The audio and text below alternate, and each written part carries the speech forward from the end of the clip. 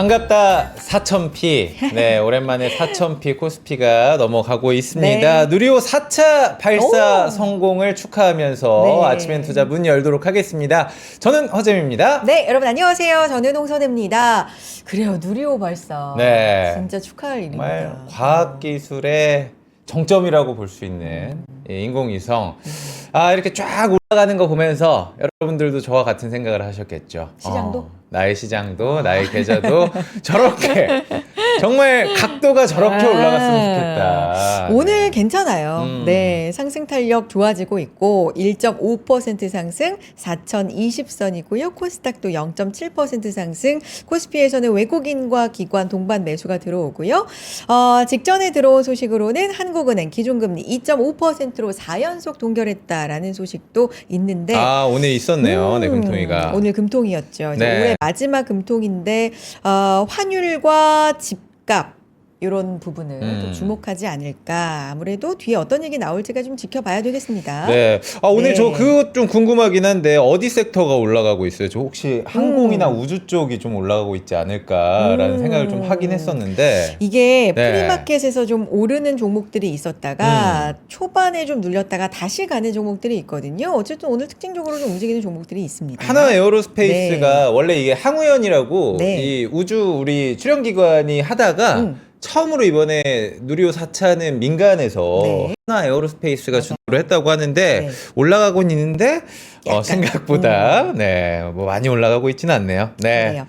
자, 오늘 들어오면서 목요일이니까 좀 기운이 좋다 이런 얘기를. 왜냐하면 상승 요정이 이 시간에 항상 나와줘서. 그렇죠. 근데 그 기운이 이제 남아 있는 거죠. 오늘 네. 사실 박지훈 부장님은 안 나오시지만 여전히 상승 탄력이 좀 유지되고 있는 상황에서 이분도 기운이 좋으신 분이지 않을까 생각이 들어서. 모시기 전에 네. 여의도로 떠나는 네. 여러분을 만나러 가는 투자보따리 한번 먼저 저희가 안내해드릴까요? 소개를 좀 드려보도록 하겠습니다. 네. 자, 이번 주 토요일 여의도입니다. 우리 화요일 날 나와주고 계시죠. 한동엽 부장님과 우리 김기훈 대표님께서 미국 주식, 미국 투자에 대해서 여러분들께 힌트를 드리는 시간 마련을 했습니다. 지금부터 바이 아메리카라는 주제로 벌써 10시 타임은 마감이 됐고요. 네. 2시 타임, 오후 2시 타임 지금 몇 자리 남아 있다고 합니다. 여의도 NH금융타워에서 오프라인으로 여러분들 기다리고 있으니까요. 무료입니다. 네. 링크 타고 들어오셔가지고 신청해 주시면 지금 선착순으로 저희가 마감 또 얼마 남지 않았다고 하니까 이번 주 토요일 관심 있으신 분들은 지금 신청을 좀 부탁을 드려보도록 하겠습니다. 네, 토요일에 저희가 세미나를 여는 거는 조금 드물잖아요. 드물죠. 네, 평일에 좀 많이 열고 있는데 평일이라서 아쉬워서 좀 그랬다 네. 하시는 분들 이번 기회에 또 많이 활용해 주셨으면 좋겠습니다. 많이 참여해 주시고요. 얘기 좀 이어가 볼까요? 네. 어떤 분 모셔요 오늘? 목요일의 남자 쿨지훈 부장님이 내일 네. 나와 주실 맞아요. 예정이고요. 오늘은요, 저희가 조금 더 눈을 넓혀서 중국, 그리고 우리 아시아 시장, 글로벌 시장까지 한번 살펴보도록 하겠습니다. 소진훈 과장님 오랜만에 만나보도록 하겠습니다. 나와주시죠. 안녕하세요. 네, 안녕하세요. 네. 반갑습니다. 뭔가 약간 들어오기 전부터 얘기했지만 평소에도 이제 스마트한 이미지가 네. 있는데 오늘 약간 더 그러신 것 같아서 안경 그게 있어요. 가을을 타는 남자들이 좀 있거든요. 그래요? 예, 약간 좀 고독을 잘 씹게 생기시지 않으십니까? 바바리 코트 살짝 딱 입고. 가을 좀 좋아하세요, 과장님? 네, 여름보다는 가을을 좋아하는 여름보다는 가을을 좀 좋아하시고요. 맞아, 땀 네. 흘리셨던. 첫 기억이 우리가 방송에서 맞아. 그때 더웠어요. 그러니까. 그리고 여기 찾기가 좀 힘들었어가지고. 맞아요. 어쨌든. 과장님, 네. 제가 첫 번째로 좀 드리고 싶은 말씀은 최근에 이제 글로벌 IB들이 내년도 전망 좀 내놓고 있는데 네. 중국 증시가 길게 보면은 참 매력이 있다. 2026년도도 매력 있는 시장이다. 이런 식으로 좀 평을 하고 있더라고요. 요즘의 중국 시장, 내년의 중국 시장 평이 좀 어떻습니까? 들리는 게. 뭐 당연히 해당 섹터나 국가를 담당하는 사람들이 이야기를 하니까 좋게 얘기하는 경향도 있겠지만 근데 이제 전반적으로 내년도 중국 시장에 대해서 긍정적인 톤들이 최근에 좀 많아지고 있는 건 사실인 것 같기는 합니다. 네. 말씀 주신 것처럼 뭐 주요한 IB들도 뭐 이제 중국 쪽으로의 뭐 유의미한 뭐 투자 확대 이런 것들이 필요하다 포트폴리오 내에서 이제 이런 톤들도 좀 나오고 있는 상황이고요. 오늘 그 배경들 몇 가지 같이 제가 좀 설명을 드리겠습니다. 네. 이 이슈부터 좀 볼까요? 아무래도 뭐 미중. 네. 최근에 미중 분위기가 좀 괜찮은 것 같지 않아요? 약간 저는 살짝 훈풍 정도 불고 있다고 생각을 해요. 왜냐면 중1이 너무 싸우다 보니까 그런 영향 때문에. 약간 거기에 좀 가려진 느낌이 있기도 하고요. 뭐 통화도 하고 최근에 또 통화하고 내년에 만난다, 두 차례 정도 만난다. 만난다, 뭐 이런 네. 얘기도 좀 흘러나오고 있고요. 분위기 어떤 거예요? 뭐 좋은 거 맞아요? 일단 그래서 네. 제가 이것도 중간에 네. 장표가 있긴 했는데 네. 장표를 보시면은 이 4차례까지 회담 가능성 얘기가 나오고 있습니다. 네. 네, 근데 이거를 보시면은 제가 왼쪽은 좀 이제 서로 싸우는 내용들, 그리고 네. 쉽게 말해서 오른쪽은 서로 좀 뭐 사이가 좋아지는 내용들을 이렇게 갈라놓은 건데, 이걸 제가 4차례 회담 가능성이라는 걸 가운데에 놨어요. 그러니까 이 의미는 저는 이 회담 많이 만난다라는 게 생각보다 그렇게 무조건 좋게 볼 만한 이슈는 아니라고 개인적으로 좀 생각을 합니다. 그래요? 네. 왜냐면은 저번 방송 때 제가 말씀을 드렸던 게 방송 때는 아니었을 것 같긴 해요. 네. 이 세미나 때 말씀을 드렸던 네. 것 같은데, 에이펙 회담이 끝나고 사실은 미중 간의 어떤 뭐 근본적인 합의나 해결책인 그런 빅딜들이 나왔다기보다는 그냥 뭐 서로 양보할 만한 것들 적당히 양보해주는 스몰 딜 정도로 끝났다라는 평가가 전반적이었거든요. 그래서 사실은 그 둘의 이때의 회담이 질서 있는 디커플링을 위한 자리였다라고 해석을 하는 게 좀 많습니다. 네. 저도 그 의견에 동의를 하고, 그래서 이제 26년 그리고 뭐 더 길게 보면 뭐 30년대까지 가면서 미중은 점점 더 싸울 것 같아요.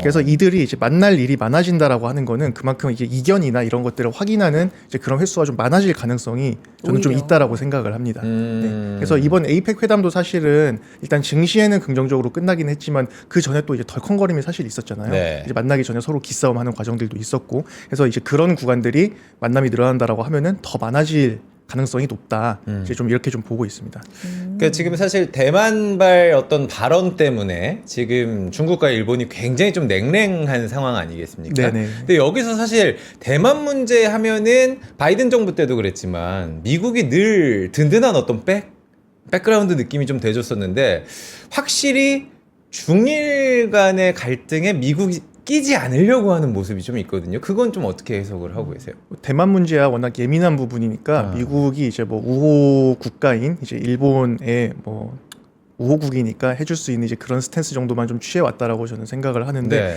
이번에는 뭐 기사도 많이 나왔죠. 이제 또 이제 시진핑 주석이랑 트럼프 대통령이 통화를 했는데 또 이제 대만 이슈에 대해서 맞아요. 뭐 이해한다, 뭐 이제 이런 식으로 이야기를 했다라고, 뭐 한국 언론은 또 일본이 뭐 당혹스러워한다 이제 이런 이야기도 네. 했었는데, 뭐 살짝 그렇게까지 일본 편을 들어주지 않는 느낌은 분명히 좀 있는 것 같습니다. 그리고 이제 그 중일 간의 갈등이 어떻게 보면은 그 지도부들, 각국의 지도부들 입장에서는 좋은 이슈기는 해요. 근데 이게 기업으로 가면은 사실 기업들한테는 좀 힘들어지는 부분이 분명히 있기 때문에 저희가 한한령을 이미 겪어봤지 않습니까? 저희는. 네. 그래서 어떻게 보면 그 내부 결속을 다지는 이제 이런 용도로는 각자의 위치에서는 좋은 부분이 정치적으로는 좋은 부분이 있을 수가 있겠지만, 기업들은 좀 힘들어질 수 있는 부분이 있고, 중일은 예전에도 한번 이제 갈등이 있었죠. 그 사할린 관련해서 그때도 이제 히토류라던가 이런 것들을 앞세워서 어떻게 보면은 약간 그 중국이 좀 우세했던 이제 그런 구도들이 있었는데, 네. 이제 뭐 중국이 가지고 있는 뭐 소비 여력이라던가 그리고 글로벌 경제에서 차지하는 영향력 이런 것들을 고려를 했을 때 기업들의 갈등에서는 저는 뭐 조심스럽게 일본 기업들이 좀 힘들어질 수는 있지 않을까, 일부 어느 정도 네. 좀 그런 생각은 들긴 합니다. 오늘 일단 중국을 좀 중심으로 저희가 전반적으로 한번 살펴보도록 하겠습니다. 네. 오늘 장표가 조정이가 좋은 가격 메리트라는 주제를 또 가지고 나오셨습니다. 자, 여기서 좀 힌트를 얻을 수 있는 건 지금 중국 증시가 조정이 왔고, 그 조정은 우리가 매수할 수 있는 어떤 기회가 될 것이다. 약간 이렇게 해석이 좀 되거든요. 네네. 네, 어떤 주제일까요? 그래서 저는 보통 이제 장표 앞부분에 결론을 이제 내고 시작을 하는 편인데, 두 갈씩. 네. 해서 네. 일단 왼쪽이 지수, 그리고 네. 오른쪽이 밸류에이션이거든요. 네. 쉽게 말해서 항생테크가 많이 빠졌고, 그리고 밸류에이션은 싸다라는 건데, 이제 사실 밸류에이션만 놓고 보면은 뭐 원래 쌀 수도 있는 거 아니냐. 저희가 예전에 한국 같은 경우도 약간은 좀 자조 섞인 그런 느낌으로 뭐 코리아 디스카운트 이런 게 사실 몇십 년 가까이 이어졌었잖아요. 네. 근데 이제 항생테크는 이제 오른쪽 차트를 보시면은 원래 그렇게 저평가를 받던 지수는 아니긴 합니다. 네. 보시면 이 나스닥 100인데 비교 지수가 얘보다 밸류에이션을, 물론 이때는 좀 고평가였던 것 같기는 해요. 근데 고평가도 받기도 했었던 이제 그런 지수가 지금 굉장히 낮은 레벨까지 떨어져 있다. 거기에다가 이제 그 하반기에 왔던 조정에서도 생각보다 이제 주요국들 중에 좀 조정폭이 좀 상대적으로 컸던 편이다. 이런 것들을 감안했을 때 뭐 펀더멘털이 근데 뭐 괜찮았다라던가, 아니면은 좀 턴어라운드가 나올 만한 촉매들이 있다라던가 하면은 이런 가격 메리트들이 부각이 될 수 있는 국면 이라고 저는 좀 생각을 하고 있습니다. 네. 가격 메리트 사실 시장에서 뭐 여러 가지 호재가 있지만 가격이 좀 저렴해졌다도 하나의 큰 호재는 호재잖아요. 그럴 수 있죠. 근데 네. 이게 뭐 펀더멘탈이나 이런 게 뒷받침이 안 되는 상황에서는 이게 과연 싸진 게 이유가 있어서 싸진 걸 테니까 이게 또 호재로 반영이 안 될 때도 있는데 지금은 냉정하게 어떤 상황이라고 보시는 거예요? 일단 단기적으로 네. 싸진 이유는 이제 네. 두 번째 장표를 네. 보시면은 뭐 상징적인 의미이기는 합니다만 저희 국내가 4,000포인트를 넘었던 것처럼 상해도 4,000을 넘었었어요. 아, 예. 네. 근데 이제 거기서 이제 국내보다 좀 더 빨리 조정을 받았고 4,000 이후에 상승 동력도 이제 국내보다 좀 약한 상황인데 어쨌든 상징적으로 중국도 뭔가 이게 지수 레벨이 달라지는 이제 이런 국면에 들어왔다라는 생각을 좀 들기는 하고 네. 근데 이제 오른쪽을 보시면은 이제 10월 말까지, 그러니까 11월부터 조정이 시작됐으니까 올해 10월 말까지의 주요 지수들 수익률을 제가 이제 뽑아놓은 건데 뭐 단연 코스피가 뭐 너무 압도적이고요. 야, 이거는 진짜 압도적입니다. 네, 네, 예. 11월 초까지 이제 반등이 이어졌다라는 걸 생각을 하면은 그때까지 하면 거의 80% 70% 중후반 정도까지 올랐었더라고요. 야. 그래서 뭐 이제 이랬던 거는 뭐 코스피는 뭐 당연히 했던 거고, 네. 근데 의외로 또 보시면은 니케이, 홍콩 그리고 이제 어떻게 보면은 금융이나 소비주 비중이 높은 약간은 뭐 속된 말로 좀 재미가 없어 보일 수 있는 네. 상해 종합 지수조차도 S&P 500이나 이제 이런 지수들보다 많이 올랐던 걸 보실 수가 있습니다. 그 YTD 10월까지로 봤을 때. 해서 사실 좀 많이 올랐었기 때문에 네. 이제 어느 정도 좀 그 불가피한 조정이 있었다라고 생각을 하고 뭐 그래서 이제 지금의 조정을 받은 지금 상황에서 뭐 나머지 뭐 기업들의 펀더멘털이나 앞으로 이제 이벤트들을 봤을 때 저는 그래도 긍정적인 상황인 것 같다라고 이제 좀 생각을 하고 있어요. 이렇게 보니까 진짜 우리 증시가 많이 오르긴 올랐네요. 그러니까요. 뭐 4천 오늘 뚫긴 했지만 예전에 우리가 또 방송할 때 4천 누가 말씀하시면 에이구 왜 그러세요? 약간 이런 얘기도 했었는데 지금 또 5천도 우리가 이야기가 나오고 있는 상황이긴 합니다. 자, 우리 그러면은 미국에서 계속 한동안 우리를 좀 불안하게 했던 게 AI 관련돼서 버블이냐 아니냐 버블. 그거를 네. 계속 엔비디아 실적으로 우리가 다시 한번 증명을 하고 이번에는 이번 주는 또 구글의 제미나이가 또 보여주면서 아니다 계속해서 성과 나오고 있다라고 하는데 네. 올 1월 2월로 들어가면은 이 AI 경쟁의 가속화 불을 지른 사건은 딥시익이거든요. 중국은 이 AI 버블론 혹은 기술 경쟁에 대해서 지금 어떻게 생각을 하고 있는지 좀 궁금합니다. 사실 제가 한 번씩 말씀드리는 게 AI 같은 경우는 이미 대놓고 진영전 양상으로 가고 있기 때문에 대놓고 진영전. 네, 해서 이제 중국 쪽이랑 미국 쪽이랑 조금씩은 큰 틀에서의 방향성은 비슷한데 약간은 이슈나 그런 것들이 조금 이제 서로 타이밍이 좀 다른 경우들이 있어요. 그래서 증시 전반적인 조정세를 당연히 중국도 피해가지는 못했지만 보시면은 이제 중국 같은 경우는 아직까지 뭐 AI 버블이나 이런 것들에 대한 이야기들이 뭐 내부적으로 많이 나오고 있는 그런 상황들은 아니고요. 그러니까 미국만큼 이렇게 뭐 아주 많은 플레이어들이 뭐 미국만큼의 어마어마한 돈을 쏟아부어 가면서 하고 있는 그런 상황은 아니고 미국을 열심히 쫓아가고 있는 이제 그런 국면이라고 보시면 될 것 같습니다.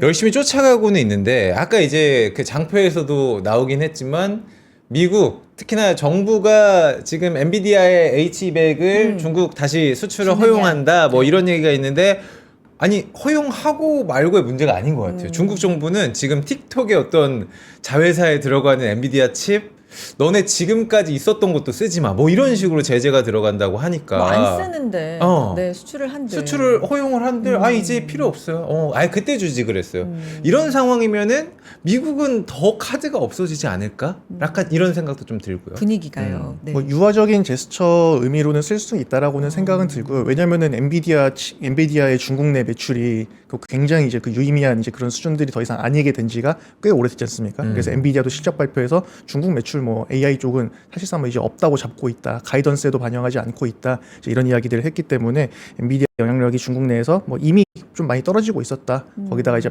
아까 말씀 주신 것처럼 이제 바이트댄스가 기존에 사놓았던 것들도 이제 쓰지 말라. 그러니까 뭐 화웨이 칩 쓰라는 거죠. 그렇죠. 자국산 자체 칩을 네. 쓰라는 거잖아요. 그래서 중국은 이제 제가 앞에도 말씀드린 그 질서 있는 디커플링이 가장 크게 단기적으로 지금 눈에 보이는 게 이제 AI 부분이라고 보시면 될 것 같아요. 엔비디아의 영향력에서 이제 벗어나려고 하고 있는 그런 흐름들이 단기 그리고 장기로 계속 이어질 거라고 좀 생각을 합니다. 근데 엔비디아 그 실적에서도 뭐 중국 매출은 0으로 가정하고 그렇죠. 뭐 네. 했다 이렇게는 하지만 어쨌든 이게 분위기 더 좋아져서 정말로 수출 가능하게 되고 그러면 중국에서도 쓰지 마라는 분위기여도 쓸 수밖에 없지 않아요? 그러니까 격차가 어떤 사양의 그런 격차가 아직도 좀 많이 난다라는 이야기가 좀 지배적이잖아요. 그런 거는 그 성능 차이는 뭐 너무 자명하고요. 근데 뭐 그러니까요. 이런 측면도 있습니다. 엔비디아 입장에서도 사실 이제 중국에다 팔기로 해준다라는 이야기가 H200 이야기가 맞아요. 나오는 거잖아요. 네. 근데 이미 주력 제품들을 이제 블랙웰 그리고 이미 그 차기 라인업인 그 루빈까지 준비를 이미 하고 있는 넘어갔어요. 한 상황인데 단계를 더 넘어가는구나. 근데 여기서 물론 그 H200을 중국에 팔면은 어떻게 보면은 그 마진 자체는 더 좋을 수는 있을 것 같아요. 네. 중국 쪽에다가는 더 좋은 가격을 받을 수도 있고 요새 메모리 가격이 많이 비싸졌는데 H200 같은 경우는 블랙웰이나 루벤 대비해서 HBM도 적게 들어갈 거니까 마진 측면에서는 좋을 수도 있겠지만 뭐 더 이상 이제 유의미한 생산되는 제품 라인이 이제 아니라는 점도 뭐 엔비디아 입장에서는 팔 수 있게 되면은 뭐 좋은데 과연 엔비디아 입장에서도 H200을 얼마나 적극적으로 또 중국에 할 수 있을지 이제 그런 현실적인 이제 그런 여건도 좀 고려를 해야 될 것 같습니다. TSMC 캐파가 꽉 차가지고 지금 뭐 구글 TPU를 먼저 찍어주냐, 뭐 엔비디아 GPU를 먼저 찍어주냐, 약간 이런 상황까지 온 것 같은데 여기에서 뭐 미국 빅테크들한테 이제 대주는 게 좀 더 중요하지 않을까. 물론 중국이 중국에다가 기회를 발견하면 좋겠지만 네. 저는 그런 생각도 좀 들긴 합니다.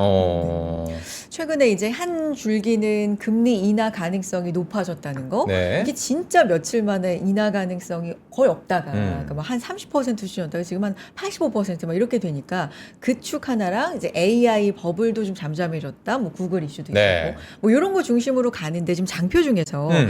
그래서 10월하고 11월하고 굉장히 좀 분위기가 달라졌다. 뭐 이런 것도 좀 준비해 오셨는데 어떤 얘기입니까? 중국 얘기죠? 아, 네네, 맞습니다. 그래서 그 장표를 보시면은 네. 아까 이제 10월까지 누적 수익률을 보여드렸는데 10월 한 달만 놓고 봤을 때는 한 번 이제 크게 출렁했던 구간이죠. 그래서 한번 깊은 고를 맞았음에도 불구하고 10월 전체 수익률을 보시면은 또 이제 코스피, 니케이 이렇게 아시아 국가들이 좋았습니다. 네. 근데 아까 전체적으로 좋았던 것 대비 10월에는 중국 쪽 지수들이 반등이 좀 약했어요. 심지어 홍콩 같은 경우는 이제 마이너스까지 기록을 했는데 11월 전반적으로 조정을 맞았으니까 이 여파를 피하진 못했지만 이제 이 순위가 약간은 그 역순으로 되어 있는 걸 오른쪽에서 좀 보실 수가 있습니다. 11월에는 제일 부진했던 항생이 상대적으로 방어력이 좋고 그러네요. 상해 같은 경우도 그나마 좀 덜 두드겨 맞고 네. 있는 당연히 많이 올랐으니까 어쩔 수 없이 이제 니케이나 코스피 이런 쪽들이 많이 빠지고 있는 것들을 보실 수가 있거든요. 그래서 앞에 가격 메리트를 말씀을 드렸는데 이것들이 주목을 받기 시작한 현상 중에 하나라고 생각을 합니다. 네. 많이 빠졌기 때문에 뭔가 이제 더 뺄만한 이제 그런 상황들은 아니라고 단기적으로는 좀 이렇게 바닥이 형성되고 있는 게 아닌가라고 저는 좀 조심스럽게 생각을 해보고 있어요.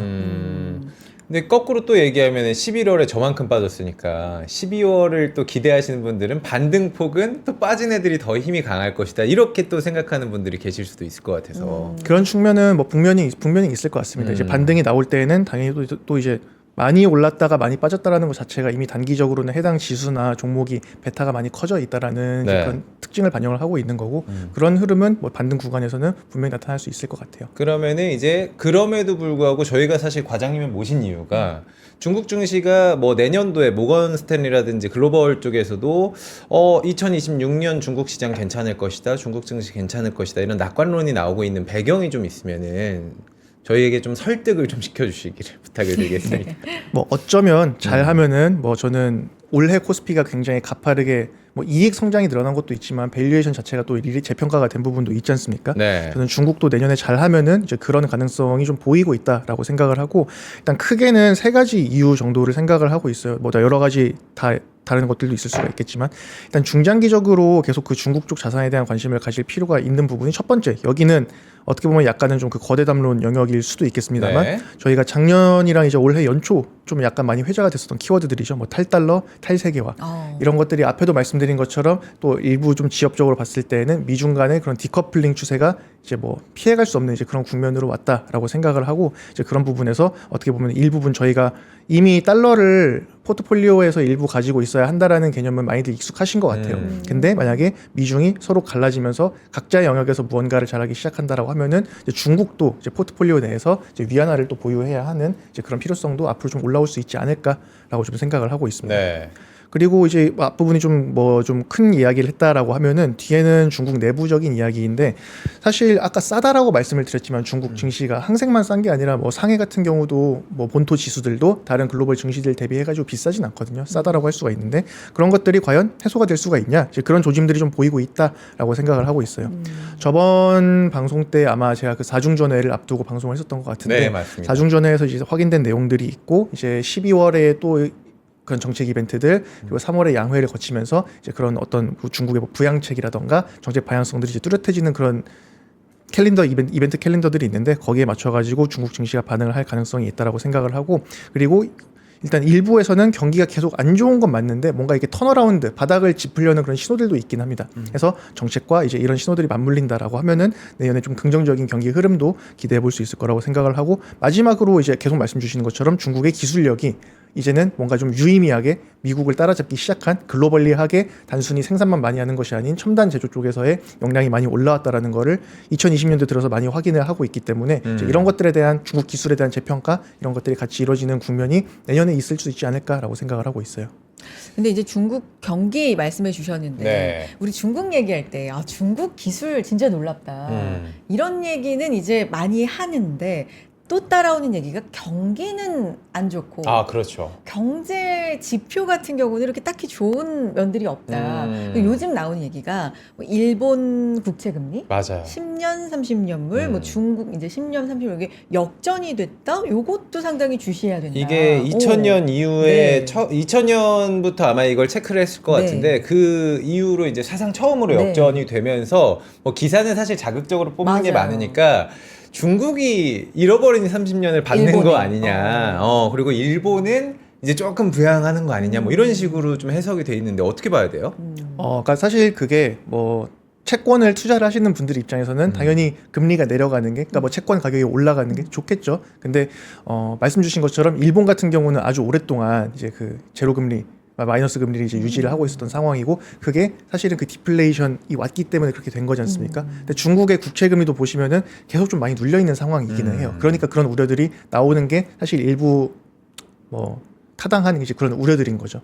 계속해서 국채 금리가 낮다라는 게 물론 이제 금리가 내려가면은 채권 투자하는 입장에서 좋은 건 맞지만 중국 경기가 미국 그 일본과 같은 그런 침체에 빠져가지고 시장 금리가 못 올라오는 거 아니냐 이제 이런 우려들이 반영이 되고 있는 거는 맞는 것 같고. 근데 이제 일본 국채 금리가 최근에 이제 중국을 역전했다라는 거는 이거는 서로 약간 상황이 좀 다를 것 같습니다. 그래서 중국은 금리가 올라가야 좋을 것 같아요. 왜냐하면 디플레이션 우려가 해소가 된다라는 네. 거니까 채권 투자하시는 분들한테는 안 좋을 수도 있겠지만, 근데 이제 일본 같은 경우는 지금 국채 금리가 올라가는 게 일단 새 정부가 들어선 이후에 원래는 그 예정되어 있던 것보다 더 이제 부양을 하는 그런 기조들로 가고 있다 보니까 이제 예상보다 더 이제 국채 발행을 더 하게 되고 당연히 국채라는 어떤 그 재화라고 표현하는 게 맞을지 모르겠는데 국채의 공급이 늘어나니까 네. 당연히 그 가격이 떨어지는 네. 그 현상이 지금 국채 금리가 올라가는 거지 않습니까? 그래서 이제 그러다 보니까 일본 그 내국인 그리고 내부 기관들이 이제 이 국채를 좀 던지는 가격이 빠지니까요. 국채를 더 늘리겠다라고 하고 이제 그런 현상들이 이어지고 있는데 여기에서 하나 더 이제 연결고리를 이어가지고 글로벌 IB나 뭐 외신에서 요새 많이 이야기를 하는 네. 게 저희가 한번 그 엔캐리 트레이드 청산에 뭐 청산 대한 때문에 맞아요. 네. 그런 이슈 때문에 증시가 한번 크게 출렁인 적이 있지 않습니까? 근데 지금 국채 가격이 떨어질 것 같으니까 던지고 있는데 근데 어쨌든 금리가 많이 올라가게 돼서 이자 수익이 또 이제 올라가게 된다라고 하면은 그러면은 이제 해외에 투자하고 있던 부분들을 또 걷어들여서 이 이자 수익을 만들려고 또 이제 그런 부분들이 이제 국내로 다시 또 돌아오게 되는 그런 흐름들이 있을 수가 있겠죠. 그래서 다시 한 번 더 엔캐리 청산 트레이드까지 이어지는 게 아니냐 이제 이런 우려들을 좀 하고 있는 상황인 것 같습니다. 엔캐리 트레이드 청산 그 시장 출렁인 거는 저희 프로그램이 잊을 수가 없어요. 난 잊을 수 없지. 예. 프로그램. 웃으면서 인사를 시작할- 했는데 시장이 그냥 박살이 났던. 작년처럼. 예, 맞아요. 그러니까요. 그래서 저희가 그런 네. 상황이 있었기 때문에 이제 더 주시를 해야 하는 이제 그런 최근에 지표라고들 많이들 언급을 하고 있는 상황입니다. 네. 그래서 환율과도 뭐 네. 관련이 그래서 좀 원래 있고. 그렇게 되면은 네. 환율이 또 엔화가 또 이제 강해져야 정상인데 또 거기다 엔화는 요새 또 약세를 가고 그렇죠. 있으니까 네. 그래서 어떤 그 일본의 그 향후 뭐 경제라던가 이런 그 기초 체력 이런 것들에 대한 우려가 복합적으로 작용하고 있는 게 지금의 환율과 금리라고 좀 생각하시면 될 것 같아요. 아시아 전반적으로도 보시니까 저희 1부 끝나기 전에 그러니까 중일 갈등 속에서 일본이 조금 더 타격이 클 것이다라고 아까 살짝 이야기를 해주셨는데 확실히 이제 그 일본 여행업의 인바운드를 보면은 중국이 3분의 1이 넘어요.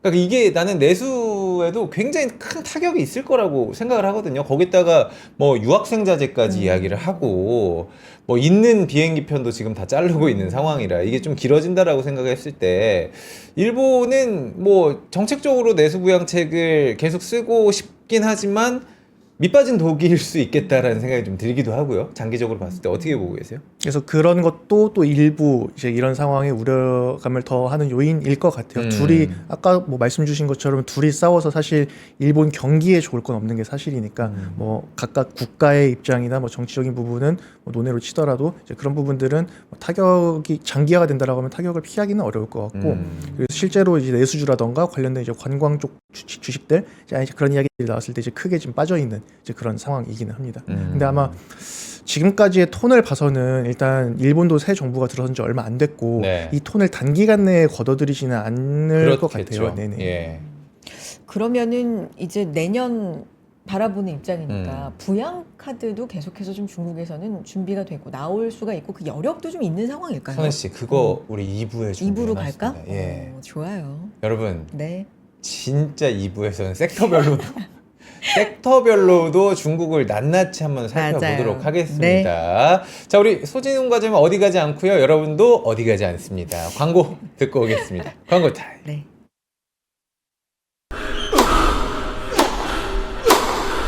멋있다. 부러운가? 14만 1211번의 스윙과 68개월 27일의 투자로 만들어진 자세다. 나의 테니스도 나의 자산도 투자로 키운다. 나는 투자한다. 나는 성장한다. NH투자증권. 와, 멋있다. 부러운가? 기본기 연습과 스트로크 훈련에 1532시간을 투자해 갖게 된 리듬이다. 나의 드럼도 나의 자산도 투자로 키운다. 나는 투자한다. 나는 성장한다. NH투자증권. 자, 함께하고 계시고요. 네. 소진훈 과장님과 오늘 중국 중심으로 좀 이야기를 나눠보고 있는데 우리 증시 코스피가 1%, 1.3%대 상승, 4014선 오늘 4000피 회복 4010선까지 지금 올라와주고 있고요. 네. 코스닥이 0.5% 상승해주고 있는 상황입니다. 좋습니다. 네. 뭐 삼성전자, 하이닉스 특히나 힘이 오늘 좋습니다. 뭐 고점 대비해서는 아직 좀 멀었죠. 네. 그래도 5%대 하이닉스 상승 보여주고 있네요. 이야기 이어가보죠. 1부에서도 저희가 뭐 이야기를 했습니다. 뭐 엔저 현상부터 얘기를 했는데 사실 지금 달러의 흐름도 우리가 굉장히 중요한 상황이잖아요. 근데 이게 세계화에서 탈세계화 지금 흐름이 좀 나가고 있는데 중국의 입장에서는 지금 어떤 상황입니까? 이제 탈세계화라는 게 사실은 뭐 탈미국이라고 보는 게 맞겠죠. 왜냐하면 미국 1국 체제 하에서 네. 유지가 되었던 어떤 질서와 평화였으니까 중국 입장에서는 그런 것들을 좀 반기는 큰 틀에서 봤을 때는 네. 그런 현상일 것 같고 실제로 이제 그런 조짐들이 요새 좀 나타나고 있는 것 같아요. 그래서 장표 제가 준비한 걸 보시면은 이제 2010년도랑 이제 2020년도에 각국의 그 주요 그 중앙은행들이 금 매입을 하는 게 확연히 늘어난 걸 보실 수가 있습니다. 그러니까 더 이상 뭐 달러를 못 믿겠다까지는 아니지만 뭔가 달러에 대한 신뢰가 전보다는 약해지고 있다라고 볼 수 있을 것 같아요. 거기다가 이제 오른쪽 차트를 보시면은 이게 그 곤색이 중국의 미국 수출이고 이제 금색이 중국의 그 전체 수출인데 네. 뭐 둘이 싸웠으니까 미국 수출이 빠졌던 이거는 뭐 이해가 되실 겁니다. 근데 전체 수출이 분명히 미국이 중국의 가장 큰 바이어임에도 불구하고 그렇게 많이 변동이 있지가 않았어요. 그러니까 그만큼 중국이 다른 곳에다가 이제 수출을 많이 했다. 그리고 네. 이거를 좀 더 이제 확대해서 해석을 해보자면은 중국이 다른 곳으로의 영향력이 늘어나고 있다라고까지 좀 볼 수 있는 그런 지표라고 생각을 합니다. 혹시 저 그래프에서 저기 과장님 2021년에 갑자기 이 수출 증가율이 뛰었던 거는 뭐 코로나 때 비대면이 네네, 뭐 많아서 그런 그런가요? 이슈들이 있었죠. 네네. 그럼 다른 곳이 늘었다라고 하면 그 지역은 어디예요? 어디가 좀 사실은 비중이- 뭐 네. 저희가 이렇게 잘 알고 네. 있는 뭐 서방 선진국 이런 쪽들은 아니기는 하고요. 네. 근데 저희가 일반적으로 예전부터 약간 굳이 진영을 나누자면은 이제 미국을 중심으로 한 그 자본주의 서방 국가들, 물론 이제 한국, 일본, 이제 대만도 거기에 포함이 되지만 또 뭐 제3세계 이런 얘기를 많이 했지 않습니까? 네. 그래서 이런 것들이 그 동남아시아 쪽 그리고 뭐 옛날부터 중국이 많이 자원 관련해 가지고 관심을 갖고 있던 뭐 아프리카나 이제 이런 쪽들로 영향을 확대하고 있다라고 보시면 될 것 같아요.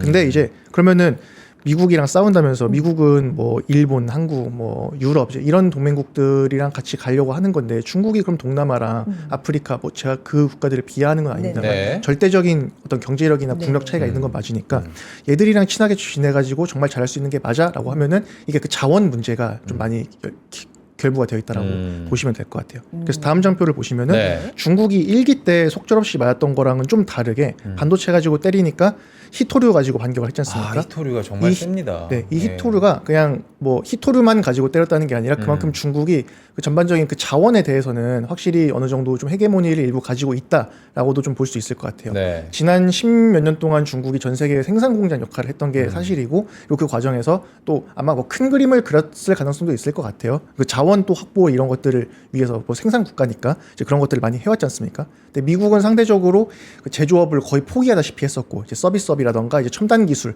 쪽으로 가다 보니까 뭐 자원 확보가 그렇게 중요하진 않았었죠. 네. 중국이 그 역할을 해줬었으니까. 근데 중국이 지난 그 10년 넘게 이게 자원 쪽에 대한 공급망을 확실히 좀 그 쥐고 있는 점, 그리고 그것들을 무기로 활용할 수 있는 국면이 왔다라는 점에서 그 중국의 대응이 예전과는 좀 많이 달라진 이제 그런 측면들을 보실 수가 있을 것 같아요. 거기다가 AI 하는데 AI가 어떻게 보면 국가의 그 존망을 거의 뭐 좌우한다라는 그런 표현까지 나오고 있는 국면에서 네. 더 이상 GPU 문제가 아니라 뭐 전력, 뭐 구리, 뭐 이런 얘기들 많이 나오지 않습니까? 그래서 이제 자원전이 될 가능성이 큰데 이제 그런 측면으로 시선을 돌린다라고 하면은 자원이 좀 풍부한 이런 그런 제3세계 국가의 영향력이 센 중국이 일부 좀 유리한 부분이 분명히 있다. 물론 미국이 압도적으로 유리하지만 네. 이렇게 볼 수 있을 것 같아요. 그러니까 지금 이번 주 24일에도 보니까 중국이 미국 빼고 20개국과 히토류 동맹 비슷한 걸 맺었다.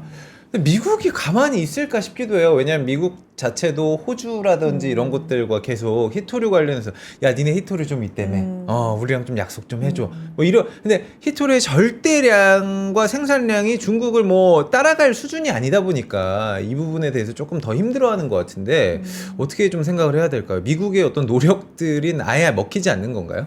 뭐 히토류? 외신에서도 평가를 하는 게 뭐 2, 3년이라는 기간을 이야기하는 거는 미국 정부가 너무 순진하거나 나이브하다 뭐 이제 이런 외신 이야기도 있었는데, 사실 단기간 내에 이런 그 제조업 생산 기반을 갖춘다라는 게 뭐 거의 불가능에 가깝지 않습니까? 뭐 저희가 더 잘 알죠. 그럼 네. 현실적으로 몇 년을 봐야 돼요? 2, 3년이라고 얘기하는 게 너무 좀 나이브하다. 정말 그럴 것 같고, 뭐 못해도 정말 보통 이제 뭐 광산 개발이나 이런 것들 잘 된다라고 하면 이제 2, 3년 이제 이렇게 이야기를 하니까 개발이. 그런 것들이 또 이제 원활하게 돌아가고 하는 것까지 생각을 하면은 못해도 5년을 잡아야 하지 않나라는 생각이 들고, 근데 뭐 당연히 그래서 중국이 히토류 안 주면 완전히 끝나는 거냐, 뭐 사실 그 정도까지는 또 아니기는 합니다. 예를 들면은 처음에 이제 히토류 가지고 또 한번 격화가 됐을 때 대만 쪽에서는 이제 그 한번 이야기를 했던 게, 우리는 중국에 대한 히토류 그 의존도를 많이 낮춰놔서 다른 공급망을 가지고 있다, 그런 이야기를 한 적이 있어요. 네. 대만은 뭐 굳이 편을 나누자면은 그래도 이제 서방권 쪽이기는 하니까 아마 이제 대만에서의 케이스나 이런 것들을 뭐 벤치마크나 이제 케이스 스터디로 해가지고 이제 그쪽 공급망을 활용을 하거나, 대만이 그 중국의 비중을 좀 낮췄던 그런 케이스들을 뭐 이제 스터디를 해가지고 접목을 하거나 할 수는 있겠지만, 대만 한 국가가 하는 거랑 이제 미국이랑 그 다른 나라들까지 그렇게 하는 거랑은 또 규모가 다르다 보니까 대만이 활용하고 있는 공급망이 완전히 다 그런 중국의 부재를 해소해주기는 어렵겠죠. 그래서 현실적으로 이 부분은 어렵다. 근데 이제 보시면은 중간중간 자꾸 이 히토류 수출도 보시면은 싸웠을 때 확 빠졌지만 그 이후에 다시 올라오긴 했지 않습니까? 네. 뭐 군용이라던가 이런 쪽들은 제한을 하겠다라고 톤을 또 한번 이제 이야기를 하긴 했는데, 뭐 민수용 이런 쪽들은 중국도 어쨌든 이게 주요한 그 수출 품목 중에 하나니까요. 이거를 뭐 완전히 큰 시장에다가 안 준다, 이런 건 또 어렵긴 할 것 같아요. 그래서 아까 말씀드린 질서 있는 디커플링 이제 점진적으로 이루어질 거다, 이렇게 좀 생각하고 있습니다. 뭐 앞서서도 미국과 중국이 최근에 뭐 약간은 전에 비하면 네. 좀 온화한 그런 모습도 있고 하지만 이 이슈는 우리가 뭐 알잖아요. 끝날 이슈가 아니라는 거. 그래서 다음 장표도 네. 지속될 혼재된 미중 이슈라고 이제 갖고 오시면서 여러 가지를 좀 짚어주셨는데 이거 한번 보고 가야 될 것 같아요. 아까도 네. 이걸 보여주시긴 그러니까. 했는데, 그러니까 뭐 국제 정세를 보시는 분들은 미국이 대만을 놔주고 뭐 우크라와 그러니까 중국은 우크라를 또 저기를 해주고 서로를 좀 응원할 수 있는 어떤 이익 관계에서의 대화를 나눈다 뭐 이렇게 되는데, 아까 보여주셨던 장표 다시 한번 좀 살펴주세요. 네. 뭐 제가 뭐 전문가까지는 아니지만 이런저런 주워 듣는 것들이 네. 있으니까 네. 그것들을 좀 해설을 해보자면은 뭐 그런 부분들도 분명히 있는 것 같아요. 근데 하지만 아까 말씀드린 것처럼 각자 자기들이 그 패권을 쥐려고 하는 그런 시도들은 계속 되긴 할 거다. 그래서 그런 디커플링 추세가 계속 이어질 거기 때문에 그 이렇게 사이가 좋아 보이는 그런 내용들도 있으면서 계속해서 서로 경쟁을 하는 이런 내용들이 반복이 될 거라고 좀 생각을 하고 있습니다. 네. 아까 뭐 대만이랑 뭐 우크라 이런 이야기들도 하셨었는데 뭐 이제 그쪽을 보시는 분들이 더 정확하게 보시겠죠. 거기다가 저희가 상식적으로 생각하더라도 일견 또 그렇게 하는 게 각자의 미국과 중국만 생각했을 때는 각자의 이득에 좀 부합하는 부분들도 있을 거고. 네. 근데 다만 앞에도 이제 말씀 주신 것처럼 이거는 뭐 거의 상수라고 봐야 될 것 같아요. 앞으로는 미중이 계속해서 이런 식으로 서로 점점 이제 거리가 멀어지는 그런 흐름으로 갈 거다라는 거는 꽤 확률 높은 예상인 것 같습니다. 그냥 이건 상수로 보고 네. 그 안에서 조금은 분위기가 부드러워졌다가 험악해졌다가 뭐 이렇게 그러니까요. 반복이 네. 될 거다라는 여러 가지 이슈들. 그래서 제가 이제 앞서서 질문드렸던 정책 방향성인데, 네. 그렇죠.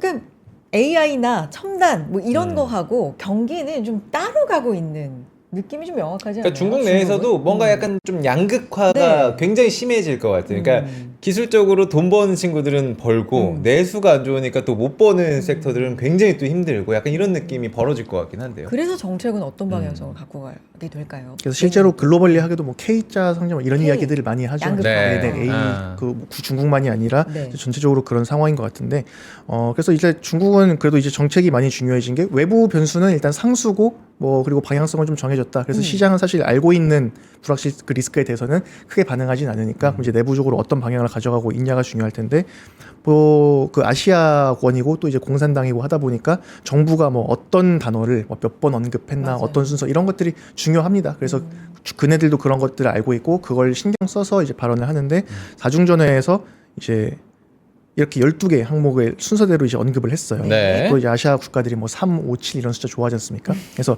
이 12개 다 중요하지만 맨 앞에 이제 3개를 이제 산업 고도화 그리고 이제 기술 그리고 내수 이렇게 3가지를 순서대로 이제 강조를 했습니다. 그래서 저희가 한동안은 이 3개에 집중을 하는 게 좋겠다라는 생각이 들고 뭐 기술이나 이런 것들은 사실 잘하고 있는 기업들도 있고 앞서 말씀 주신 것처럼 그 기업들은 또 실적도 괜찮은 상황이에요. 네. 근데 내수는 아직까지 계속 안 좋은데 또 하필 이 10월 4중전회에서는 내수 관련된 부분들은 약간은 좀 그 기대 이하의 발언들이 있었습니다. 뭐 아주 뭐 약했다 그런 것까지는 아닌데 중국의 부양책이라는 것들이 아직까지는 뭔가 시장이 그리고 외부에서 보는 그런 기대감만큼은 아직 나오고 있지 않는 게 현실인데 조금씩 구체화는 되는 것 같아요.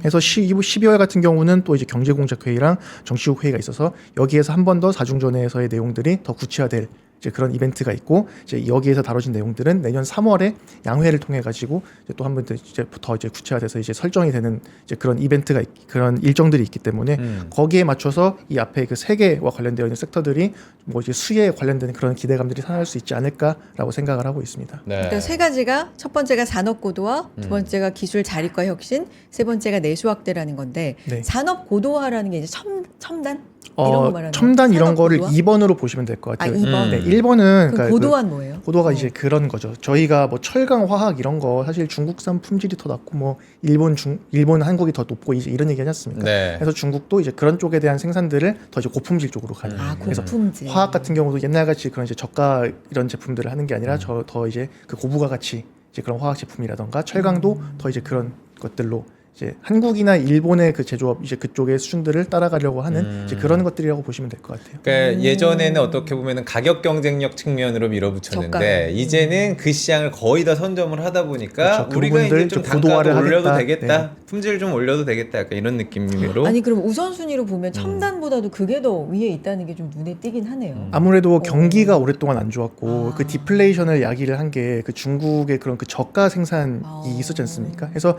AI 이런 것들 뭐 너무 중요한 것도 맞지만 네. 중국이 지금 어떻게 보면은 뭐 내부에서의 어떤 그런 뭐 산업 구조 조정 그리고 이제 경기를 좀 그 돌아서게 해야 하는 이제 그런 것들도 중요한 키워드이기 때문에 네. 뭐 다 같이 맞물려 있는 부분이라고 보시면 될 것 같아요. 네. AI나 이런 것들을 통해서 그런 산업 고도화를 또 자기네가 미국이나 이런 것보다 잘할 수 있다. 왜냐면 우리는 산업 기반도 많고 AI를 실험적으로 적용을 해볼 수 있는 그런 여러 여건이 좋으니까.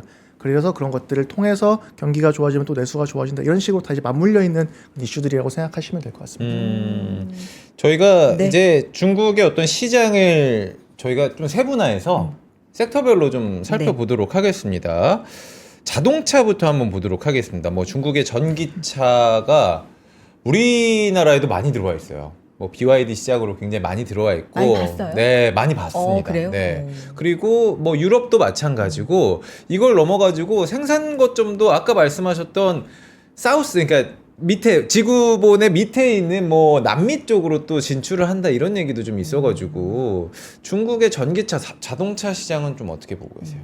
사실 제가 중국 전기차에 대해서는 오늘 처음 말씀을 드리는 거거든요. 네. 왜냐하면은 분명히 비중이 높고 중국이 잘하고 있는 산업임에도 불구하고 제가 그동안 안 좋게 봤었습니다. 안 좋게 보셨어요? 내부 경쟁이 너무 심하고 중국이 전 세계 전기차 1위 시장이고 중국 업체들이 전기차를 너무 잘하는 것과 별개로 그렇기 때문에 자기들끼리의 경쟁이 너무 심하기 때문에 중국 내부에서 출혈 경쟁 이슈가 좀 있었고 이것들이 좀 극복이 잘 안 되고 있는 상황이었어요. 네. 근데 이제 오늘 이야기를 하는 말씀을 드리는 이유는 어쩌면 아직까지도 이제 좀 좋아지는 그런 것들이 확 보이진 않지만 바닥일 수는 있겠다 슬슬 이제 그런 생각이 들어서 네. 좀 설명을 드리려고 이제 가져왔습니다.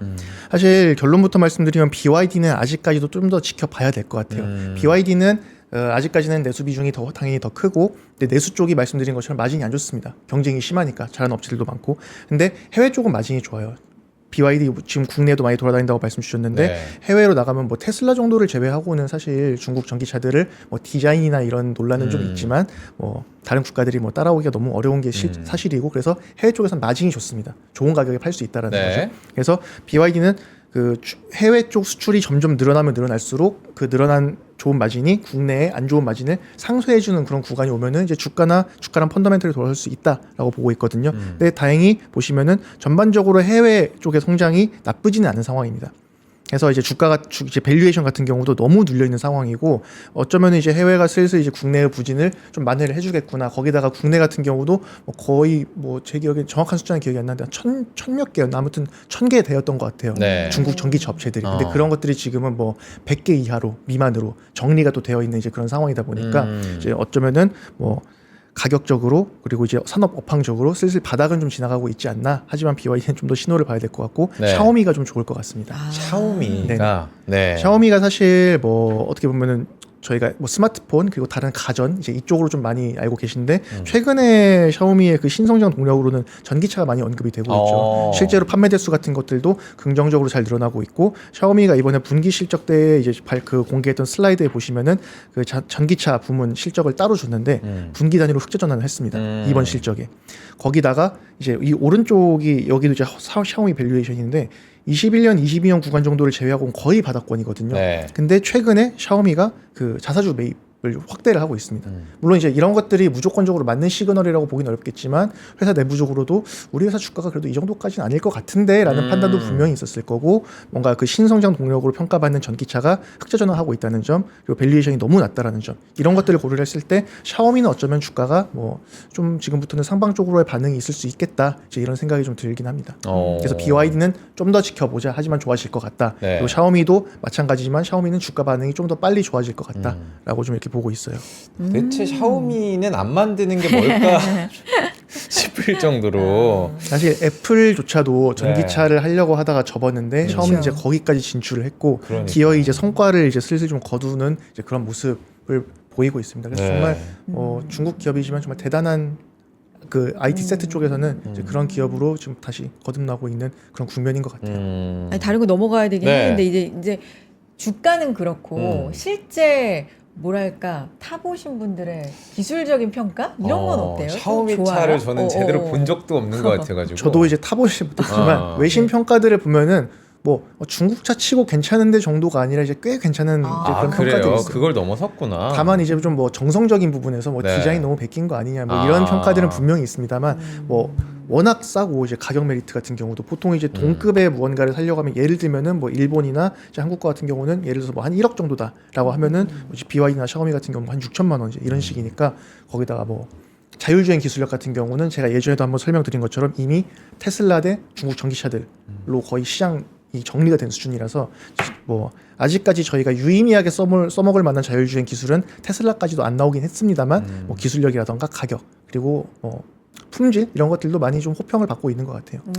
가격 대비도 그렇고 뭐 디자인 뭐 네. 비슷비슷한 거 뭐 여러분 하루 이틀도 아니고 예 저기 좀 넘어가 보도록 하겠습니다. 전기차는 오늘 처음 얘기해 주셨다고 이제 분명히 말씀해 주셨고 그래서 어떤 부분을 보자 짚어 주셨는데 사실 기존에 말씀해 주셨던 부분이 클라우드 그렇죠. 이런 쪽 아니었어요? 네, 텐센트, 네. 알리바바 이건 뭐 우리 시장에서도 굉장히 그러니까요. 많이 들어본 기업들이잖아요. 제가 뭐 가장 좋은 주식들이라고 하긴 맞아요. 어렵지만 가장 편안한 주식들이라고 그러니까. 말씀드렸는데 네. 아직까지 변함은 없고요. 실적 발표가 다 끝났는데 클라우드 둘 다 좋았습니다. 알리바바는 클라우드 1등 사업자인데도 성장률이 계속 가속화가 되는 이제 그런 모습까지 보여줬고, 그리고 텐센트 같은 경우도 여기는 아직까지도 클라우드를 따로 주진 않지만 자기네가 언급을 한 게 이제 클라우드가 속한 비즈니스 부문이 이제 성장률 여기도 두 자릿수 이제 기록을 했다, 이제 이런 이야기를 했어요. 조금 이제 재미있는 포인트는 미국 빅테크들이 이제 한 몇 개 분기 전에 우리가 이 칩이 원활하게 공급이 안 돼서 그래서 이제 클라우드 성장이 충분히 못 나왔다, 그런 이야기들을 했었거든요. 이게 지금 중국 기업들한테서도 나타나고 있습니다. 텐센트도 이제 GPU 공급 제약을 언급을 했었고요. 그래서 그런 게 없었으면은 클라우드 매출 더 늘어났을 거다, 이제 이런 이야기를 했고, 이제 알리바바 같은 경우도 뭐 AI 수요 뭐 너무 높다, AI 버블 징후 같은 건 보이지 않는다, 이제 이런 이야기를 해서 중국의 클라우드 업황 계속해서 미국의 빅테크들의 몇 개 분기 전 상황들을 잘 따라가고 있다, 이렇게 보시면 될 것 같습니다. 네. 아, 근데 세부적으로는 좀 봐야 되겠지만은 칩이 전 세계적으로 없다는 공통적인 것 같네요. 칩이 부족하다. 네. 이걸 통해서 또 AI 버블을 이렇게 간접적으로 보시는 분들도 있고. 네. 계속 좀 가볼까요? 그래서 네. 이제 그게 공급이 원활하지 않으니까 그 수혜를 또 우리 시장의 반도체가 또 받고 있는 것 같기도 하고요. 중국의 반도체도 한번 살펴주시죠. 중국의 반도체도 큰 상황에선 다르지가 않습니다. 이제 엔비디아 거를 못 쓰고 있으니까 중국 거를 쓰는데, 이제 중국의 1등 파운드리 업체가 이제 중국 국제 반도체 중심국제거든요. 네. 중심국제도 이제 비슷한 이야기를 했어요. 이제 공급 부족하다, 이제 그런 이야기들을 했었고, 그리고 이제 그런 배경들이 힘입어서 이제 중심국제도 이제 실적이 뭐 잘 나왔습니다. 물론 아직까지 보면 가동률 굉장히 좋은데 이제 그런 것 대비해가지고 마진율이나 이런 것들을 보면은 수율은 당연히 뭐 아직까지 좀 안 좋은 것 같기는 해요. 네. 첨단 칩을 뽑아내는 데 있어서. 근데 중장기적으로 계속해서 이 중심국제가 아까 자꾸 중국 정부가 나서서 엔비디아 칩 외산칩 못 쓰게 하고 이제 이런 정책들을 펴고 있으니까 중심국제는 그 구매에서 수혜를 뭐 안 받을래 안 받을 수가 없는 그런 상황입니다. 아, 근데 SMIC가 아니라 중심국제라고 해주시니까 약간 SMIC 네네. 생소하게 이렇게 원래 이렇게 저도- 부르는 거예요? 네네네. 저도 지금 그래요? 다른 회사인가 싶어가지고. SMIC, 네. SMIC로들 많이 알고 계시죠. 네네. 그렇죠. 중심국제라고 적혀 있는 그 증권사도 있고 중국 국제 반도체라고 적혀 있는 증권사도 있고 SMIC 같이 병기해 놓은 증권사도 있고, 네 그렇습니다. 그렇구나. 하나도 안 왔네. 네, 중심국제. 또 우리가 중심 잡고 가도록 하겠습니다. 그래서 뭐 너무 비싸다라고 저번에 말씀드렸는데 조정이 좀 충분히 나왔어요. 절대적인 밸류에이션이 아직까지 싸다라고 할 정도는 아니지만 뭐 이 정도 조정이면은, 거기다가 최근에 엔비디아 칩 수출 허용해 준다 이제 이런 이야기가 나왔으니까 어떻게 보면 악재일 수도 있는데도 네. 크게 하방 반응이 세지가 않았거든요. 그래서 단기적으로는 여기도 조정 좀 끝난 거 아닌가, 좀 긍정적으로 보고 있습니다. 알겠습니다. 중국의 공급 조절과 수요 회복, 이거는 뭐 어떤 부분 말씀하신지 알 것 같아요. 네. 저번에 제가 그렇게 맞아요. 자신 있지는 않다 하지만 이제 화학이나 뭐 그러니까요. 시클리컬이나 소비 이런 것들을 보자라고 말씀드렸는데 네. 거기에서 상황이 크게 달라지진 않았어요. 근데 뭐 주가도 뭐 딱히 뭐 지표들 계속 안 좋은데 뭐 그렇게 나쁘게 반응하고 있는 상황은 아니기는 하고 계속 바닥을 짚어가는 흐름들이 나오고 있고, 화학 같은 경우는 국내 업체들도 최근 분기 실적에서 뭐 대한유화라던가 이런 것들 또 서프라이즈가 좀 나오면서 약간은 실제로 정말 좀 턴어라운드 나올 수 있지 않나, 이제 조심스럽게 이제 그런 조짐들이 보이긴 합니다. 네. 아직까지 전반적인 그 공급 조절은 잘 안 이루어지고 있다라는 평가들도 있긴 한데, 근데 뭐 그런 것들이 좋아지는 게 확실해졌을 때에는 보통 이제 이런 기업들 특징은 저번에도 말씀드린 것처럼 주가가 이미 많이 올라가 있을 가능성이 있으니까 신호들이 포착되고 있는 지금 상황에서 마침 가격도 굉장히 저렴하고 네. 들어가기 이렇게 부담되는 자리는 여전히 아니라고 생각하고 있어요. 추가적으로 강소동업은 이제 구리 업체인데, 구리는 원래 전통적으로 이제 그 경기랑 민감한 원자재였지만 최근에는 또 이제 뭐 AI, 전기차, 뭐 ESS 이런 것들 때문에 수요가 많이 올라가지고 가격이 그렇죠. 올라와 네. 있는 상황이거든요. 근데 최근에 구리 가격이나 구리 관련주들의 상승은 그런 쪽들이 반영이 되어 있는 거지 경기 좋아진다라는 부분은 아직 안 묻어 있는 것 같아요. 제가 보기에는. 그래서 만약에 추가적으로 경기까지 좋아진다라고 하면은 이제 추가 모멘텀도 좀 붙을 수 있는 이제 그런 분야가 아닐까 보고 있습니다. 거의 이제 마지막으로 저희가 다뤄봐야 될 게 아까 이제 우리 선혜 씨가 얘기했던 중국의 내수 소비 관련해가지고 광군제가 사상 가장 길게 연장해가지고 오히려 또 진행을 했다고, 그만큼 조금 더 독려를 하려고 한 것 같긴 한데 그런 측면도 그래도 있었던 것 같아요. 네. 지표 발표를 안 했습니다. 매출이 얼마 나왔는지도 가리고 있어요. 그러니까 힘들다는 얘기잖아요. 소비 내수 어떻게 봐야 됩니까 지금? 사전 집계했던 것들도 뭐 약간은 뭐 기대에 겨우 걸맞거나 아니면 좀 못 미치는 이제 그런 것들이었기 때문에 광군제 소비를 뭐 아주 좋게 보기는 좀 어려울 것 같긴 하고요. 제가 보기에도 뭐 이구 환신 효과도 약발도 좀 많이 떨어져 있는 네. 상황이었으니까. 근데 그래서 어쨌든 턴어라운드가 나올 수 있냐가 중요할 텐데 사실 이제 뭐 LVMH라던가 뭐 에르메스, 로레알 이런 그 어떻게 보면은 그 중국 쪽 비중이 좀 컸던 이런 기업들이 명품. 조심스럽지만 중국 쪽에서의 회복이 좀 나오는 것 같다라는 이제 그런 이야기들을 그래요? 하고 있습니다. 네. 네, 최근 실적 발표에서. 그래서 물론 일부 영역이긴 하지만 네. 어떻게 보면은 그래도 좀 명품 좀 돈을 쓸 수 있는 사람들 이제 이쪽의 심리는 좀 돌아서고 있지 않나. 이제 그런 것들을 좀 이제 생각을 해볼 수가 있을 것 같고, 그리고 뭐 소매 판매 지표 보시면은 이제 뭐 계속 안 좋기는 하거든요. 네. 근데 이제 이런 것들이 만약에 실제로 이런 명품에서의 이런 소비 회복이 전반적인 소비 회복으로 내년에 이어질 그런 시그널을 보여준 거라고 한다라고 하면은 이제 여기서는 좀 이제 턴어라운드가 나올 가능성이 있지 않을까. 물론 내년에 당장 좋아지긴 힘들 것 같아요. 중국은 그래도 좀 부양책이나 이런 것들을 연말 연초 가면서 구체화할 거고, 그런 것들이 효과를 발휘하면서 아마 뭐 하반기 정도 이제 저희 하우스에서는 뭐 하반기나 뭐 좀 잘 안 되면 내년 정도를 내후년 네. 정도를 이제 그 중국 경기 회복 시기로 보고 있는데, 만약에 그런 신호들이 좀 더 빨리 좀 나와준다라고 하면은 주가는 저는 이제 상반기부터도 좀 반응할 수 있지 않을까라고 보고 있습니다. 특히나 이제 뭐 저번에도 말씀드렸던 안타스포츠 같은 경우는 뭐 그때도 말씀드린 것처럼 뭐 너무 싼 상황이라서 조금만 트리거가 있으면은 이제 이것들은 뭐 이익이 좋아지는 것보다 더 빠르게 주가가 좀 그 밸류에이션을 정상화시키는 그런 구간들도 있을 것 같아요. 소비는 여전히 안 좋지만 일부 바닥을. 영역에서 네. 좀 좋아지려고 하는 그런 신호들이 보이고 있다. 이렇게 좀 아. 얘기할 수 있을 것 같습니다. 막 좋아졌다라고 말하긴 어렵지만 음. 바닥을 좀 찍었다라는 신호는 조금씩 보이고 있다라는 부분도 어떤 분들한테는 좀 큰 힌트가 될 수 있을 것 같고요. 네. 오늘 여기까지 들어야 되겠네요. 여기까지 네. 됐고요. 유니트리가 곧 IPO 뭐 저기 한다고 로봇. 준비한다고 네. 하던데 어떻게 보고 계세요? 전 그거는 좀 지켜보고 있거든요. 관심 있어요? 사실 뭐 가격이 중요하겠지만 측정되는 게 뭐 약간은 단기적으로 그 섹터가 그럼 좀 우려가 되는 게 사실은 그 유비테크를 많이 아실 거예요. 네. 어떻게 보면은 거의 유일하게 상장되어 있는 완성 휴머노이드 네, 업체이다 네. 보니까 그 특히나 이제 ETF 투자가 요새 많지 않습니까? 맞아요. 이제 그런 것들도 있고 어떻게 보면은 그런 특징 때문에 그 약간 프리미엄을 좀 받고 있는 부분들이 저는 있다라고 생각을 해요. 네. 마치 그 미국의 그 로켓랩이 스페이스X가 상장이 안 돼 있으니까 우주 그쪽으로 발사체 돈이 산업의 좀 가는 프락시로 것처럼? 쓰이는 네. 것처럼 그런 영향이 있다라고 생각을 하는데, 그래서 만약에 유니트리가 상장을 한다라고 하면은 그 어떻게 보면 ETF에서 또 차지하는 비중이 생길 거고 그럼 기존의 그 ETF에 편입되어 있는 종목들은 약간은 단기적으로는 수급적으로 불리한 이슈가 되지 않을까 개인적으로 그렇게 생각을 하고 있습니다. 물론 그런 산업 쪽으로. 방향성은 뭐 굉장히 뭐 저는 명확하다고 생각을 해요 개인적으로. 그래서 이제 그런 구간에서 조정이 왔을 때 그때가 좀 들어가기 좋은 시기이지 않을까 이렇게 좀 생각하고 있습니다. 수급 이슈는 있을 수도 있다. 네네, 단기적으로. 알겠습니다. 여기까지 듣겠습니다. 소진웅 과장님 고맙습니다. 고맙습니다. 감사합니다. 우리 소 과장님하고 끝나고 저기 짜장면이라도 한번 먹어야 되는데. 중국 얘기를 너무 자주 잘해주시니까. 알겠습니다. 코스피가 1.3% 상승 4012선, 코스닥은 0.6% 상승 유지해주고 있습니다. 네. 4천선 회복하고 있는 4천피로 돌아온 우리 증시 오늘도 끝까지 지켜보면서 내일 또 인사드려야 되겠네요. 내일 우리 네. 풀준 부장님 나오시고요. 네.